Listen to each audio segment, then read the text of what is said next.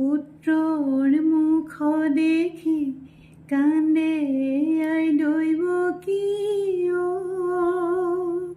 অ কেলৈ জনম দিলো মই কতেনো লুকুৱাম কংসই দেখিব কতেনো পলুৱাম দেখিলেই বধিব কংসৰে শতৰু তই প্ৰাণধন কিদৰে সহিব মই ৰাম ৰাম মহা অত্যাচাৰী কংস